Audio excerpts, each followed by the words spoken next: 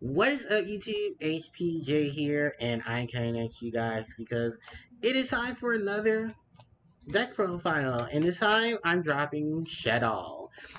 I love Shaddoll. I love building, playing around, messing around with Shaddoll. The only downside to Shaddoll is that if fun fact, a lot of people say that Shaddoll competitively you need all of this, info, dogmatica stuff. Um, a lot of players have actually testified and proven that no, you can actually still play a pure Shaddoll deck and keep it going.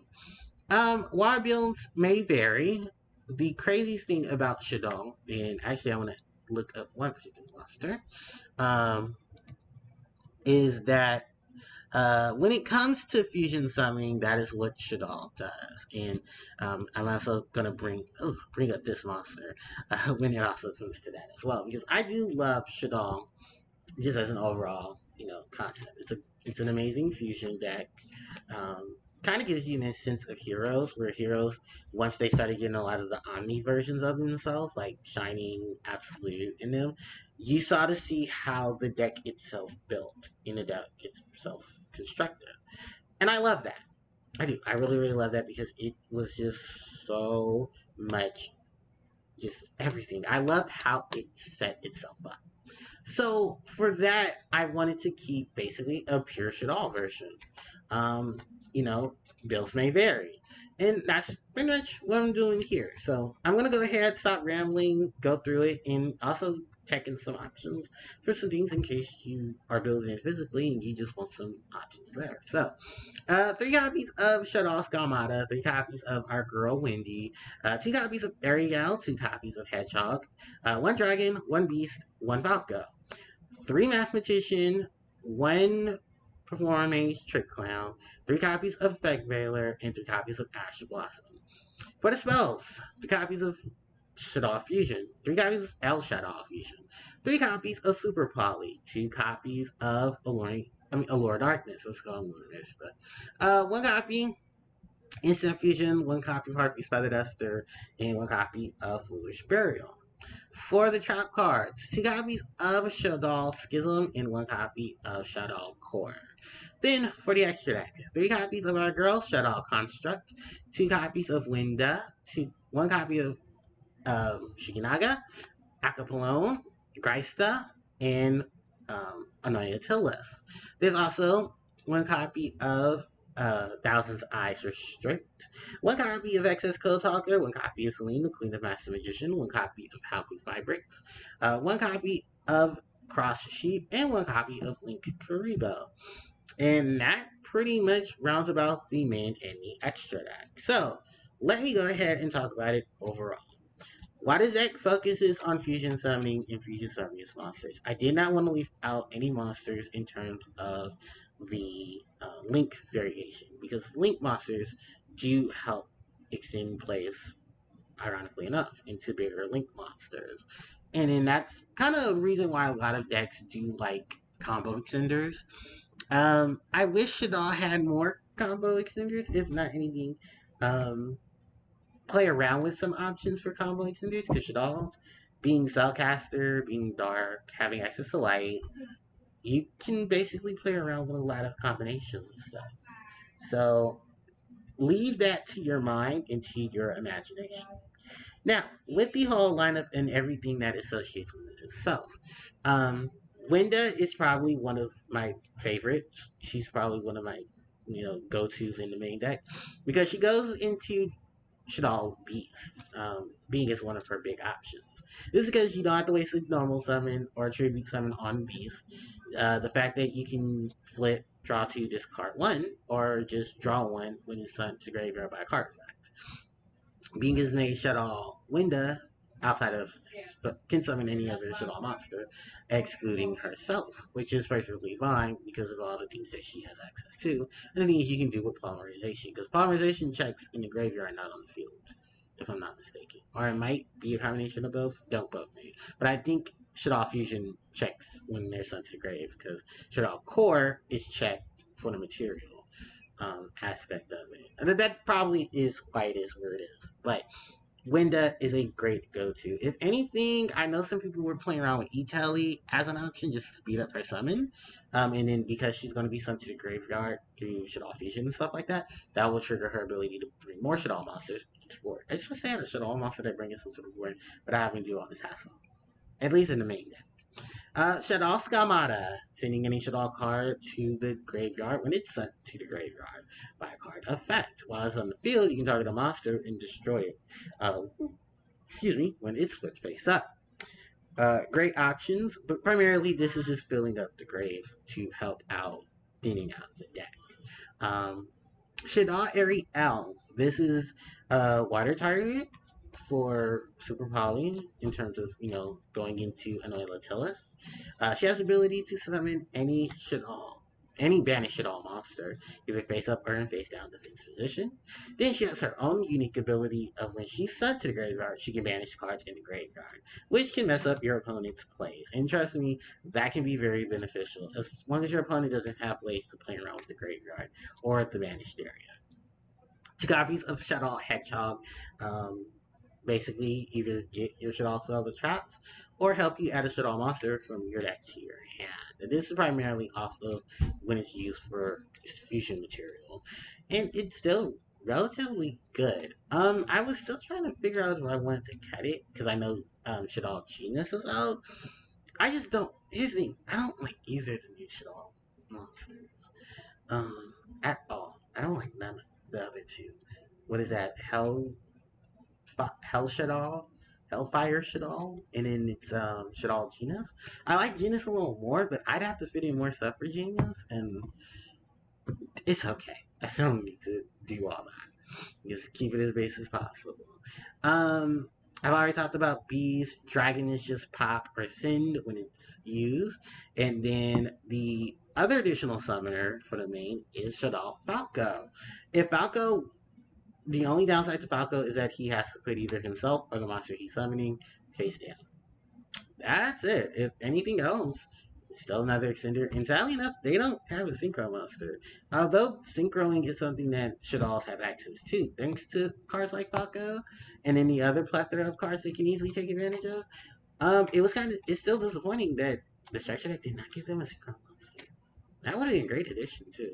Especially considering the history, I would have loved to see what synchro monster they would have taken advantage of as their own synchro monster, using the lore and stuff behind it. Because fun fact, Shaddoll Beast is actually Materia Beast.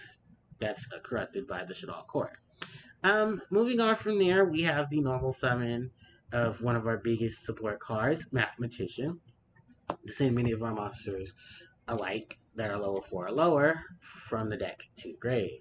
No, the battle, being short at battle, allowing you to draw a card, that's perfectly fine. But this is an extension of Foolish Burial, and that's what really comes in handy. Next up is the other extender, that is Perform Mage Trick Clown. I love all the Performer Mages. If anything, Perform Mage Trick Clown is just another hefty addition. There's also the healthy edition that it is a light monster, so it helps out with Shaddoll Construct and her fusion summon. In addition to cards like Effect Veiler, who's also light, and also one other monster that I wanted to pay mention to, and that is Renalia, the Majestus of Vair. You may know this monster because she is basically Madame Vair from the Witchcraft, just more so in her younger ages, or probably her middle age. Crowley and them, the history of the Majestus is beautiful, and then the 3 archetypes that split from them. But just going off of Majestus of Vair, she can be an optional monster if you want to splash her into the deck as another option, because she can get fusion cards, primarily their fusion card, which has Majestus in its name. She can also return a level 4 lower banished spellcaster to the graveyard, which meaning in effect that they'll trigger all the effects of the Shaddoll monsters. And also, she does this on a normal summon, and she can utilize each of those effects once a turn. Yeah, that's crazy, isn't it?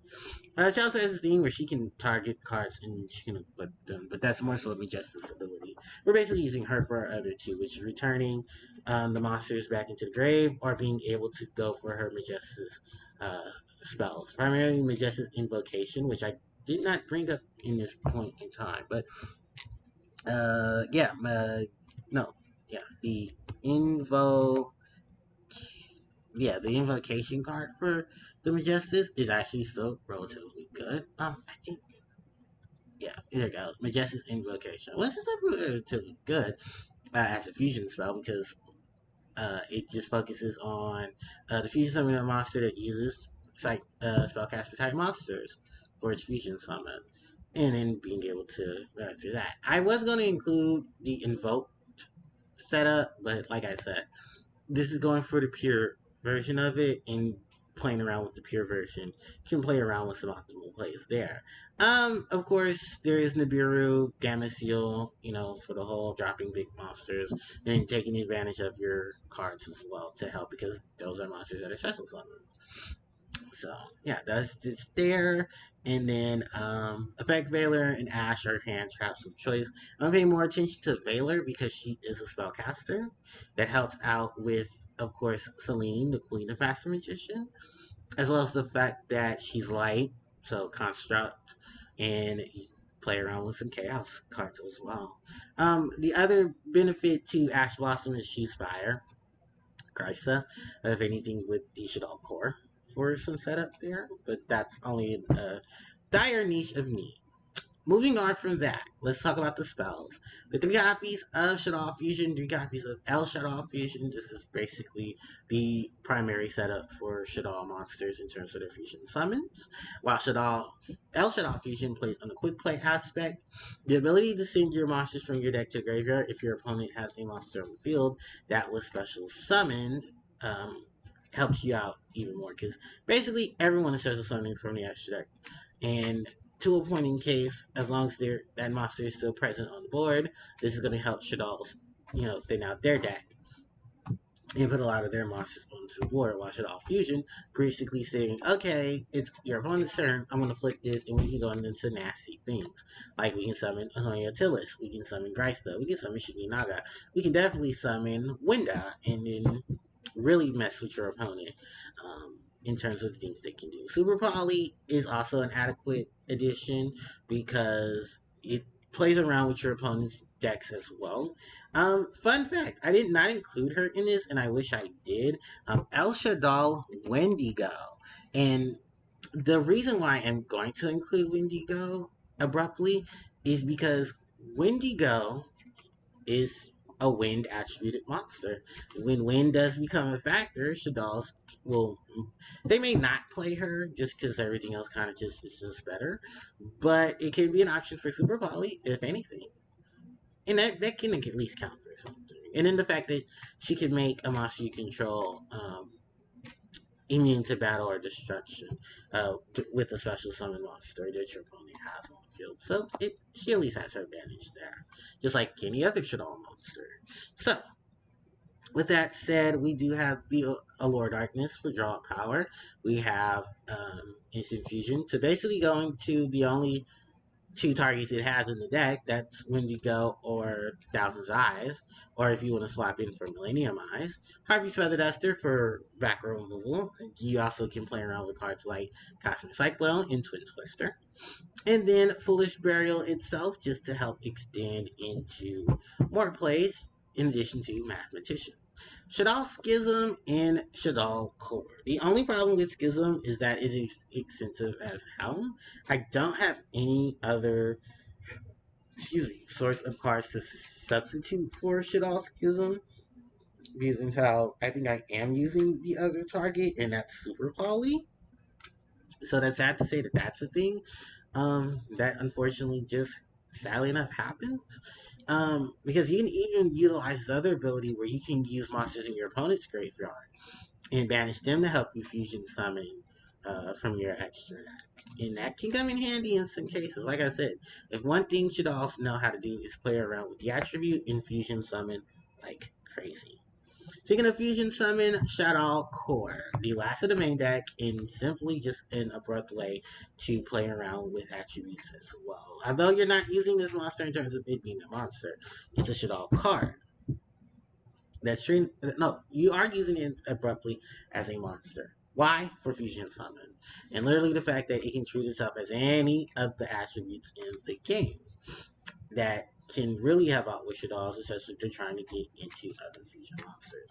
Then its ability to recover any spell or trap card that has Shaddoll in its name from your deck, from your graveyard to your hand, abruptly 9 copies of itself. But I think at that point, the others just help out as well and great to recover off of this. While we go into the extra deck, before I go into the extra deck, actually I can talk about some of the other supporting traps. Any the Paleozoic cards, I think primarily Dinomischus, just because it helps you discard and then banish. Um, Canadina is a Book of Moon, if you're not going to run a Book of Moon. And then Reshaddoll Incarnation is just basically target a Shaddoll, put it face up or face down, and then keep it going. Or you can take advantage of its abilities by banishing it in a Shaddoll card, and then either changing the battle position of a monster um, that's face down or face up, and then vice versa of flipping them. Sadly enough, it's once per turn, and I only recommend this in terms of Ariel, and that's only about it. And the fact that Ariel can help recover stuff as well, so you're not losing too much out of it. Now we go on to the extra deck. The 3 copies of the big girl herself, El Shaddoll Construct.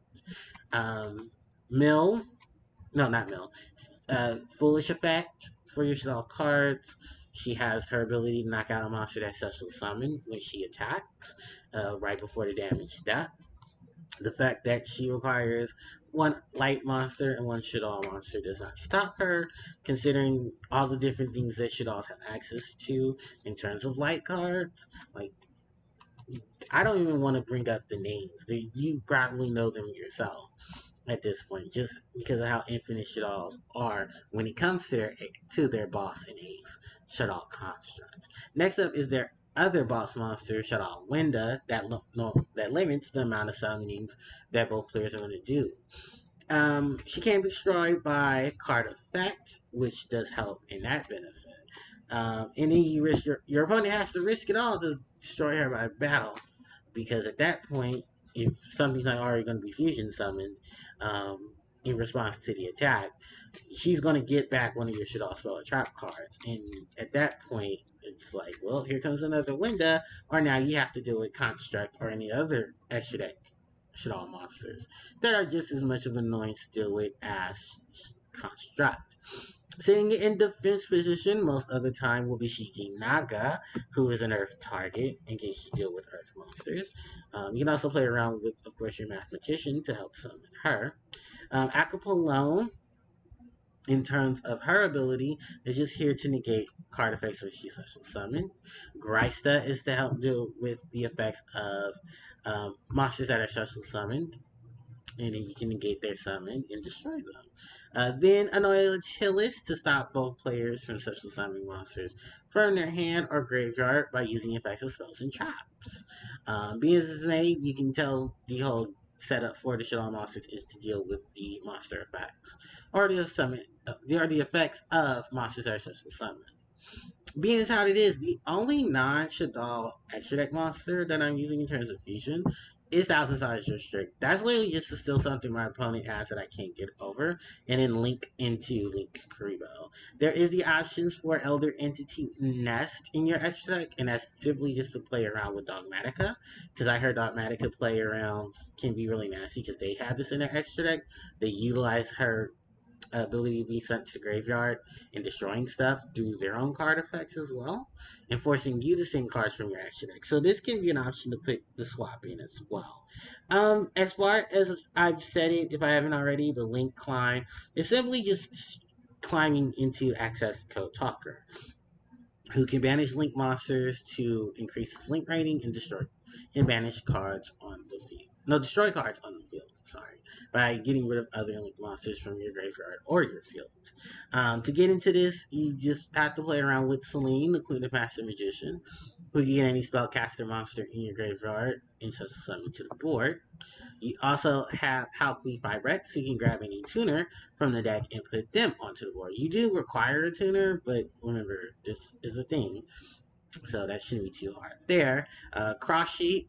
Primarily, you want to use this with the Fusion Summon effect, where you can summon any level 4 or lower monster from your grave. Primarily, the target's used for its summon, since they will share different names. And then Link Karibo, like I said, that's in combination with the Instant Fusion, that's going into the Thousands Eyes Restrict, or the Millennium Eyes Restrict, if that's an option that you want to play. As far as other rank, as far as other Link 4 monsters, if you are deciding to play them, some cheap options are, any of the barrel monsters.